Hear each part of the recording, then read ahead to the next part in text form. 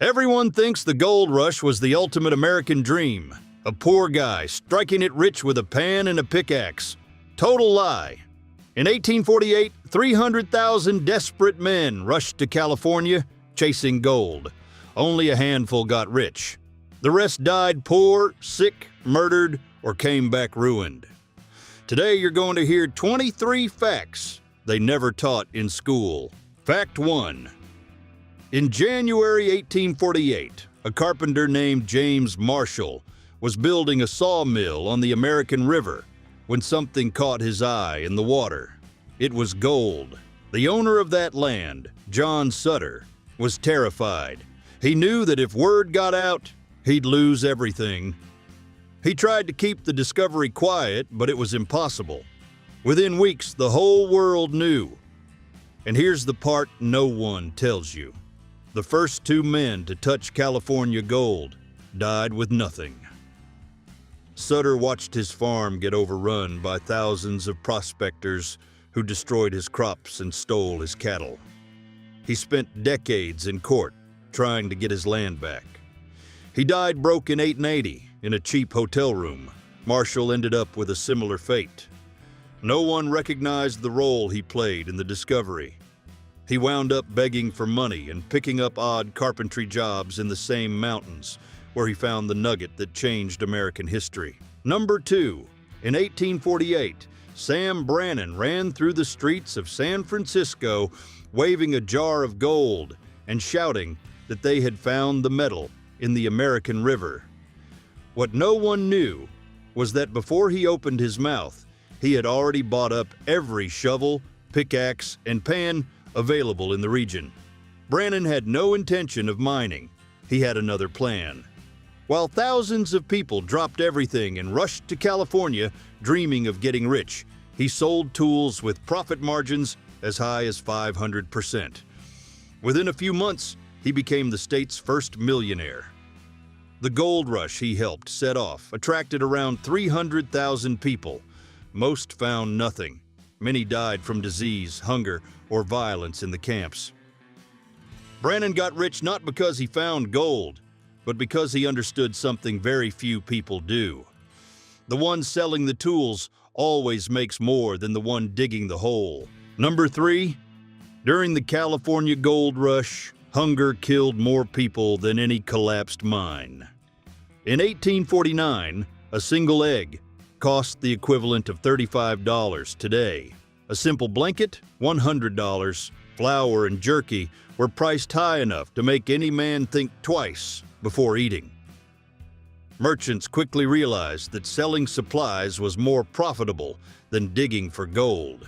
Meanwhile, thousands of miners were breaking rock and diving into freezing rivers for 16 hours straight, with absolutely no guarantee of finding even a single gram of gold. Many ended up eating rats, boiling strips of boot leather to trick their stomachs, or simply going days without eating anything at all. That so-called dream of getting rich easy usually died in the very first week. The reality was brutal, with absolutely nothing romantic about it.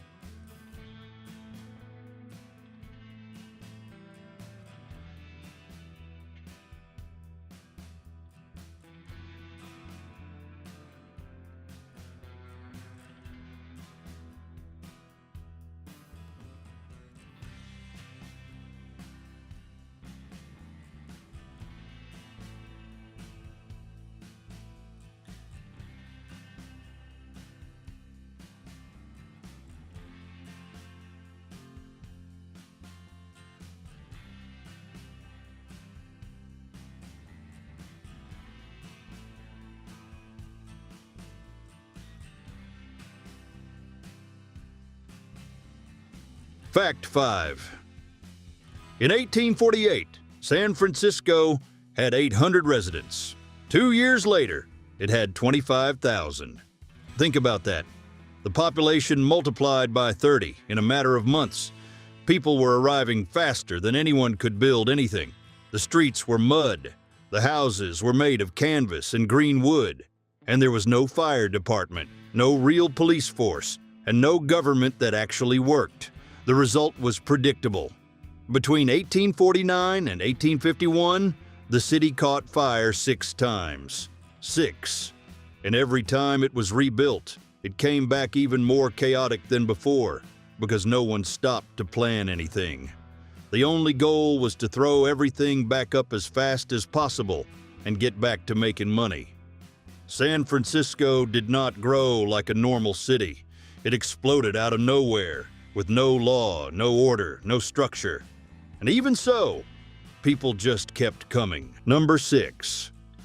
When gold was discovered in California in 1848, the rush that followed did not bring only miners. The state government created a bounty system for Native American scalps.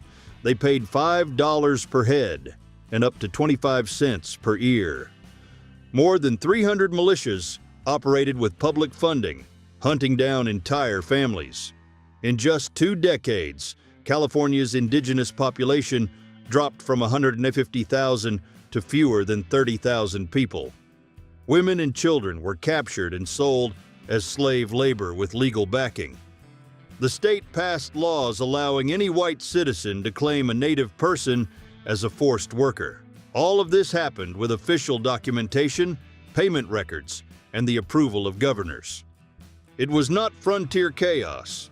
It was state policy carried out with method and budget. Number 7. When gold was discovered in California in 1848, around 300,000 people rushed there within just a few years. The problem was that the overwhelming majority were men. In 1849, the ratio in some areas was as high as 1 woman for every 100 men. That created a brutal situation. Prostitution became one of the most profitable activities of the gold rush, and thousands of women, many of them brought by force from China and Mexico, ended up in makeshift brothels in the mining camps. Violence against women was so routine that hardly anyone reported anything to the authorities, who often did not even exist. There was no law, no sheriff, no trial. The miners themselves treated that chaos as something inevitable, calling it the price of the rush. What history books usually tell about the gold rush is the adventure part. What they leave out is much darker. Number 8. Most people think the biggest danger of the gold rush was outlaws or collapsing mines. But the truth is, the number 1 enemy was invisible. Cholera, dysentery, and scurvy swept through the mining camps like wildfire. The conditions were a nightmare. No bathrooms, no clean water, no fresh food. The men drank from the same water where they washed clothes and dumped trash. Food was rotting before it even reached the tents. When someone got sick, there was no doctor around, and the guy next to him was probably already infected too. Bodies piled up faster than they could dig ditches. And you did not even have to make it to California to die. One ship that took the Panama route lost around 5,000 passengers to disease during the journey alone. Many prospectors never found a single nugget, but they did find something they were not expecting: a grave. Number 9. The California gold rush drew more than 300,000 people in just a few years. People from all over the world dropped everything to try their luck. The problem was, there was no real government there, no law, no order, no courts. What ruled was brute force. In the first 5 years, more than 4,000 people were murdered. To give you an idea, the homicide rate was higher than New York's at the time. Miners killed each other over a single nugget. Claim theft became routine. Lynchings happened in broad daylight, and no one lifted a finger. The few sheriffs who did exist pretended not to see anything, and many of them were involved in the crimes. Vigilante courts decided who lived and who died in a matter of minutes. California, back then, was not the golden dream people were sold. It was one of the most dangerous places on the American continent. Number 10. During the California Gold Rush, entire towns sprang up overnight, anywhere someone found nuggets in a river. Body grew to nearly 10,000 residents in a matter of months. It had a saloon, a bank, a church, and even a newspaper. But when the gold ran out, people left just as fast as they had arrived. Places like Hangtown and Whiskeytown followed the same path. Families sold everything to try their luck, crossed the whole country in wagons, and by the time they got there, there was nothing left to find. What remained were empty streets, buildings falling apart, and debts no one was ever going to pay. Hundreds of these towns were born and died in less than 2 years. Some still have ruins standing to this day, most simply turned into dust in the desert, as if they had never existed. Number 11. Before the gold rush, California's rivers were so clean, you could see the bottom. Salmon swam upstream by the thousands to spawn every year. But when the miners arrived, they brought a brutal technique with them. Giant water cannons that blasted jets strong enough to tear down entire mountains. They called it hydraulic mining. The problem was that tons of dirt and rock washed down into the rivers, turning everything into a muddy mess. And there was something even worse. To separate the gold from the dirt, they used mercury, a heavy metal that poisons everything it touches. That mercury ended up in the water, the soil, and the fish. Scientists still find dangerous levels of mercury in California rivers today, more than 170 years later. Salmon practically disappeared from entire regions. Land that had once been fertile turned into a gravel wasteland. In '84, a judge finally banned hydraulic mining, but the damage was already done. California got rich on gold and poor in nature. Fact 12. During the California Gold Rush, starting in 1848, thousands of men dropped everything to dig dirt and wash gravel in the rivers. But hardly anyone talks about who really kept those camps running. Women who arrived in California at that time, some by choice, others not so much, found out that doing laundry, cooking, and running boarding houses paid a lot more than prospecting. A laundress could charge $1 per shirt at a time when prospectors could go weeks without finding anything. Some of these women built fortunes that many miners never saw in their lives. Even so, official records practically ignored their existence. History books tell the story of the men who found nuggets, but they almost never mention who fed, housed, and kept the real economy of those camps standing. The gold rush depended on these women, but history decided they did not deserve to be remembered. Number 13. While the rest of the country was debating the end of slavery, California was creating its own version of it. Right after the gold rush, the state passed laws that allowed indigenous children to be taken from their families under the pretense of apprenticeship. In practice, those children were forced to work without pay until they turned 18. It was not apprenticeship, it was forced labor dressed up in nicer language, and it got worse. Records from the time show that Native children were openly sold for amounts between $50 and $100. Indigenous women were captured and handed over to miners as slaves. All of this happened legally, with the backing of the state government. The most disturbing part? These laws stayed in place even after the 13th Amendment had abolished slavery across the entire country. California simply found a loophole and exploited it to the fullest. Fact 14. Mercury was used by the bucketful in gold rush mines. Prospectors mixed that liquid metal with dirt and gravel to separate the gold. It worked well, but no one talked about the price that was being paid. Men stuck their hands in that stuff every day with no gloves, no masks, no protection at all. The mercury ran into the rivers that supplied entire communities. Over time, miners started shaking nonstop, lost their memory, and could no longer work.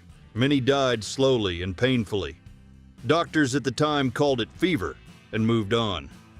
The truth is that about 7,600 tons of mercury were dumped into California's rivers during that period. And the most disturbing fact, scientists still find dangerous levels of that poison in the region's water and fish to this day, more than 170 years later. Fact 15. Before thousands hit the road to California, East Coast newspapers were already doing the heavy lifting. They published stories about ordinary men who supposedly found fist-sized nuggets in just a matter of days. Stories that could make any working man drop everything. The problem was that a lot of those stories were made up or wildly exaggerated. And it did not stop with the newspapers. Merchants bought ad space to sell mining kits, maps with supposed secret routes, and manuals promising to teach people where to dig. It was a coordinated operation. The more people believed it, the more people bought equipment, tickets, and supplies. The first ones to profit were not the prospectors. They were the editors, advertisers, and sellers of illusion. Many historians consider this episode the first major hype cycle manufactured by the American media, a model that would be repeated many times afterward. Number 16. Here's something nobody tells you about the California gold rush. An average miner could find gold worth 10 or 15 times the salary of a factory worker on the East Coast. Sounds like an incredible deal, right? The problem was that a simple dozen eggs cost the equivalent of hundreds of dollars in today's money. Shovels, pickaxes, boots, canned food, and of course whiskey ate up pretty much everything the guy found. Merchants in Sacramento and San Francisco got richer than most of the miners. When the dust settled, the records show that the vast majority went home empty-handed or even in debt. The ones who really got rich made up less than 1%. California's golden dream was mathematically a trap for almost everyone who tried. Number 17. Most of the people who went chasing gold were not miners. They were ordinary families with small children and elderly people pushing wagons across nearly 3,000 kilometers of plains with no hospitals, no roads, and no guarantees of anything. Dysentery alone killed more people than any armed conflict on the trail. Hunger was constant because supplies were planned for less time than the trip actually took. Indigenous tribes, whose lands were being invaded by this wave of people, fought back with attacks that caught the wagon trains off guard. Makeshift graves along the way became markers on the route. The ones who survived arrived skinny, sick, and exhausted, only to find out that thousands of others were already there fighting over the same rivers and mountains. Number 18. While thousands of miners were breaking their backs digging for gold, a group of businessmen realized something that almost nobody understood at the time. The real money was not buried in the ground. It was on the road between the mine and the city. Wells Fargo got its start that way, offering stagecoach gold transport and banking services for miners who had nowhere to store what they found, and it charged heavily for it, very heavily. If a miner found gold, Wells Fargo took a big cut for the transport and storage. If he found nothing, he had already paid for the trip, the supplies, and the fees. It was a business built to never lose. Other stagecoach companies followed the same model. In the end, the people who built lasting fortunes from the gold rush were not the men with pickaxes. They were the ones who controlled the routes, the vaults, and the logistics. Number 19. During the gold rush, the law basically did not exist in the mining camps. Any accusation was enough to condemn a man to death. Chinese and Mexican immigrants were the easiest targets because they had no one to defend them. Groups of American miners organized sham trials where the verdict was already decided before things even started. In some camps, just the suspicion of gold theft was enough for an angry mob to hang the accused within minutes. In a single day, 12 men were executed for supposedly trespassing on other people's claims. No one investigated anything. No one was held accountable. The rope was the sentence, and the crowd's applause was the court. This brutality happened in broad daylight, while the federal government barely knew what was going on in those remote mountains. Number 20. When the gold rush started in 1848, any guy with a gold pan and a little luck could get rich in a single day. The gold was right there in the riverbeds, waiting to be picked up. But that did not last long. In just 2 years, the surface gold had pretty much disappeared. And that is when the whole game changed. Big companies showed up with heavy equipment, industrial mines, and capital that no miner working alone could possibly afford. The independent prospector, that guy who dropped everything to try his luck in California, suddenly had only two options: work for those corporations for miserable wages or starve. The romantic image of the lone prospector died right there, around 1852. What was born in its place was the model of corporate mining, the same one that still dominates the industry today. The gold rush did not make the average man rich. It made the companies that came after him rich. Fact 21. In 1848, the U.S. got California from Mexico through the Treaty of Guadalupe Hidalgo. The agreement was signed in February. But here's the detail very few people mention. Gold had already been found in the region 2 weeks earlier. James Marshall found nuggets in a river in January while he was building a sawmill for John Sutter. The news had not spread across the country yet, but it was already circulating locally. The question historians still debate to this day is straightforward. Did American negotiators already know about the gold when they finalized the treaty? Mexico gave up not just California, but also Nevada, Utah, and parts of Arizona, New Mexico, Colorado, and Wyoming, all for $15 million. Months later, when the gold rush exploded, it became clear that the land was worth infinitely more. The official documents neither confirm nor deny any prior knowledge. But the coincidence is hard to swallow. Fact 22. The final number, the real cost per ounce. Let's do the math nobody did at the time. During the peak of the gold rush, California produced about 750 tons of the metal. In the money of that time, that came out to around $600 million. Sounds like a lot, right? But now divide that by the 300,000 prospectors who went there to try their luck. Most walked away empty-handed. Meanwhile, between 20,000 and 30,000 people died directly from disease, violence, or hunger. Hundreds of thousands had their lives destroyed. Entire indigenous populations disappeared. Families were torn apart on both sides of the continent. If you convert all of that into today's money, we are talking about tens of billions of dollars in gold. But the human cost behind every ounce never showed up on any balance sheet. That was a bill America simply never paid.